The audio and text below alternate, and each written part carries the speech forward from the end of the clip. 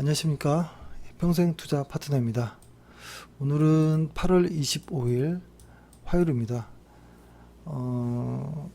오늘 할 방송 내용은 시황을 볼 때, 그러니까 기업의 어떤 실적을 보는 것은 당연한 것이고, 그럼에도 시황을 볼 때 특히 어떤 점을 좀 중점적으로 보느냐라는 어떤 회원분의 질문이 있어서 답변을 드릴 텐데요. 어, 저희가 이제 연결해서 좀 이야기를 해보면 최근에 이런 이야기를 많이 들었죠. 어떤 기업 실적, 기업의 어떤 이익 전망치도를 좀 중요하게 보자. 왜냐하면 시황이라는 것은 대응할 수 있기가 어려운 영역이기 때문에 어, 사실 예측할 수 없는 영역이라고 보거든요. 시황들은.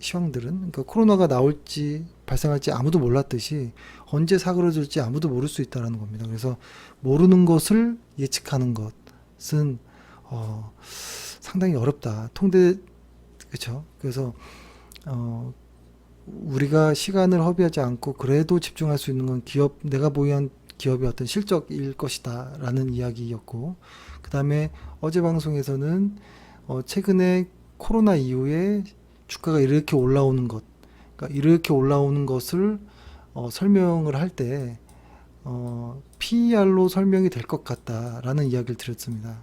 왜냐하면 EPS가 별로 올라온 게 없거든요. 근데 경제 지표들은 괜찮게 나온 것들이 있죠.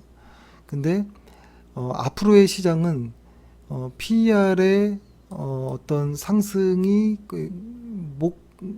뭐라고 할까요? 거의 그러니까 많이 올라왔으니 PER의 상승으로 인한 주가 상승을 기대하기는 예전만큼 어떤 수익률이 많이 나오지는 않을 것 같다라는 것이고, 그러면 앞으로의 어떤 시장 상승을 위해서는 EPS가 상승해 줘야 되지 않을까? 뭐 이런 이야기를 좀 드렸던 것 같아요. 근데 이 PER, 그러니까 왜 이 이야기를 하냐면 이 PER에서 EPS로 넘어가는, 그러니까 금융장세에서 실적장세로 넘어오는 단계가 아직 오지는 않은 것 같아요. 왜냐면 여전히 PER이 시장을 이끌고 있는 것 같거든요. 그래서 이 PER을 쪼개서 한번 생각해 보는 겁니다.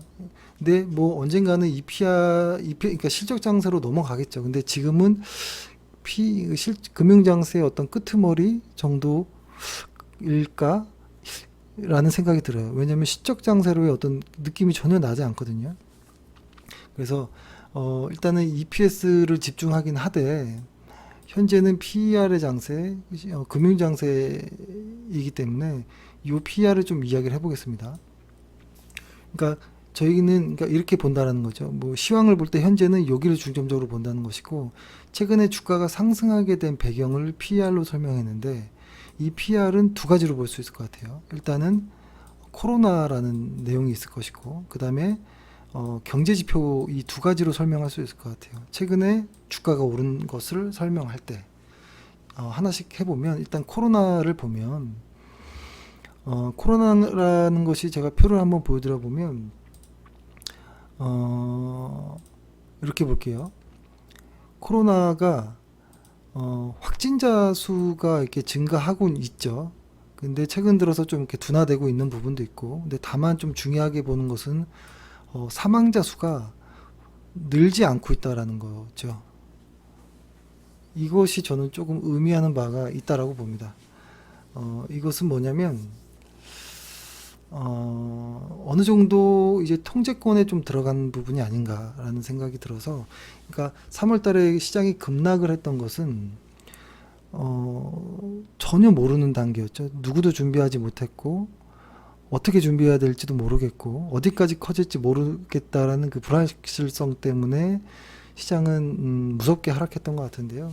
이제 보면 사망자 수가 증가하지 않는 것, 아직 뭐 끝은 아니겠지만 증가하지 않는 것들, 이러한 것들이 시장의 어떤 기대감, 상승 기대감을 좀 높여주지 않았나라는 생각이 들고요. 또 하나는 저희도 코로나 초창기 때 많이 검색해서 보여드렸던 것 중에 구글의 어떤, 이거는 뭐냐면 구글의 어떤 검색 상위 5개 범주를 표현한 건데요.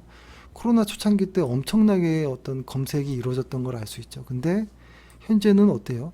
쭉 가라앉았죠. 그러니까 저희도 초창기 때는 카페에다가 이것들을 좀 올려드렸는데 저희도 언젠가는 이 코로나 검색 지수를 검색량을 거의 챙겨보지 않는 것 같아요. 그만큼 코로나의 어떤 3월 달의 그 공포감보다 현재의 공포감이 많이 떨어진 것 같다라는 생각이 듭니다. 그래서 시장이 상승하는데 어떤 이러한 어떤 무감각해지는 혹은 통제가 될 거라는 이런 좀 믿음, 뭐 이런 것들이 좀 자리 잡고 있는 것이 아닌가라는 생각이 들고요. 두 번째는 어떤 경제 지표를 예를 들 수 있을 것 같아요. 이 경제 지표를 얘기를 할 때 여러 가지를 볼 수 있겠지만 조금 의아하게 보는 것들이 있었죠. 이게 뭐냐면 이거는 CT 뭐라고 하나요? 그러니까 CT 경제 지표, 서프라이즈 지수이죠. 그러니까 이거가 뭐냐면 쉽게 뭐 이렇게 이야기해 보면 CT은행이 발표하는 경제 지표 서프라이즈 지수라는 것이죠. 그래서 경제 지표가 발표되기 직전 시장의 어떤 컨센서스와 비교하는 겁니다. 그래서 실제 발표된 수치가 예상했던 것보다 좋았느냐 나빴느냐를 수치화해서 누적시킨 값입니다. 이게 참 의미가 있는 것이 이렇게 보면은 말도 안 되게 과거부터 이렇게 보면 대략 한 20년 가까이의 수치를 보면 여기를 넘어간 적이 없었는데 최근에는 엄청나게 올라와 버렸습니다. 엄청나게 급등을 했다는 것이죠. 그러니까 이것의 의미는 뭐냐면 첫 번째는 시장의 어떤 예상치보다 실제로 경제 지표가 더 좋게 나왔다는 거예요. 그러니까 우리는 어떤 공포감에 좀 휩싸여 있었겠지만 실제로 경제 지표들은 의외로 좋게 나왔다라는 것이죠. 그리고 이거는 있는 그대로의 이야기인 것이고, 두 번째는 이런 것 같아요. 실제로 경기 지표가 좋아진다면, 예전에 한번 방송에서 말씀드렸던 것 같기도 한데 경제 지표가 실제로 좋아지면 어떤 그 컨센서스를 만드는 사람들, 그러니까 사람들의 어떤 기대치들도 좋아져야 된다고 보는데요. 사람들의 기대치는 움직이지 않는 것 같아요. 그러니까 생각은. 그러니까 사람들은 여전히 아직도 공포가 좀 남아있는 듯한 느낌이 들어요. 마음 편하게 컨센서스를 상향하는 이런 것들이 나오지 않아요. 그러다 보니까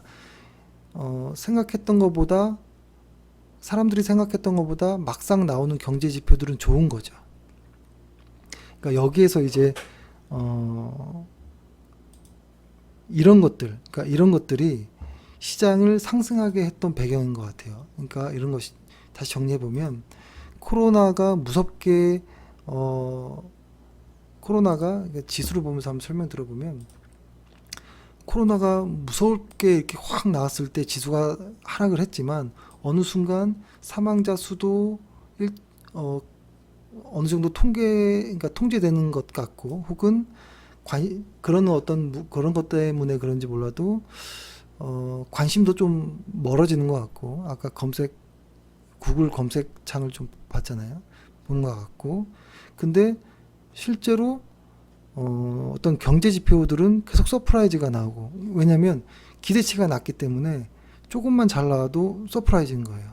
그러니까 이런 것들이 시장의 어떤 PER을 상승하게 하는 요인이었고 지금까지 어떤 상승이지 않았느냐라고 보는데 이것이 언제 끝날지 모르겠습니다. 그러니까 금융장세가 언제 끝날지 모르겠지만 그것을 보는 어떤 기준이라는 것이죠. 금융장세가 끝날 것 같을 때의 기준은 이 두 가지라는 것이죠. 오히려 그러니까 시장을 여태까지 이끌었던 요인을 알아야 하락할 때의 어떤 요인도 알 수 있잖아요. 그래서 최근에 시장을 PER을 증가시켰던 어떤 것은 코로나라는 것과 어떤 경제 지표인데 요 두 개를 봐야 된다는 것이죠. 뭐냐면 코로나가 다시 확산된다거나 우리가 생각지도 못할 정도로 무섭게 그러면 시장이 꺾일 수 있겠죠. PER이 주춤해질 수 있겠죠. 혹은 경제 지표가 안 좋아지는 경우 근데 이건 어떻게 보면 너무 당연한 것이죠. 이런 이야기를 뭐 많이 들어보셨잖아요. 근데 이것밖에 없는 것 같아요. 지금 설명할 수 있는 것은 현재 PER을 금융장세로 인한 PR 장세로 인한 주가 상승을 설명할 수 있는 건 역시 코로나와 경제 지표였고, 근데 다시 그것을 꺾을 수 있는 것은 역시 코로나와 경제 지표일 것이다라는 것입니다. 그래서 이 두 가지가 어떻게 될 것인지를 좀 더 주목해야 된다라는 입장이고요. 사실 이거 말고도 다른 어떤 이유도 있을 겁니다. 분명히 다른 자산에 투자할 곳이 마땅치 않다라는 어떤 이런 내용도 있을 것인데요. 그러니까 이런 어떤 제가 지금 말씀드렸던 이러한 두 가지 요인은 전부 심리의 어떤 요인이에요. 심리적 요인. 그러니까 즉 어떤 PER의 그러니까 멀티플을 상향시킬 수 있는 이런 요인들이 있기 때문에 이것이 흔들리려면 심리가 흔들리는, 즉 경기 지표가 우리 생각했던 것보다 못하게 나오든지, 코로나가 갑자기 또 가을에 재확산된다든지 이런 것들만 아니라면 이 금융장세는 좀 더 갈 것으로 보긴 합니다. 근데 다만 이것이 계속될 수는 없습니다. 어제 보여드렸던 것처럼 5년 평균 했을 때 PER이 다 상단에 와 있습니다. 거의 고점 수준에 와 있기 때문에 시장이 더 올라가려면 EPS 상승을 기다려야 되고, EPS의 어떤 상승이 나올 때 PER이 떨어지면서 주가 역시도 상승하지 않을까라는 것입니다. 요런 정도, 오늘 방송은 요 정도입니다. 예.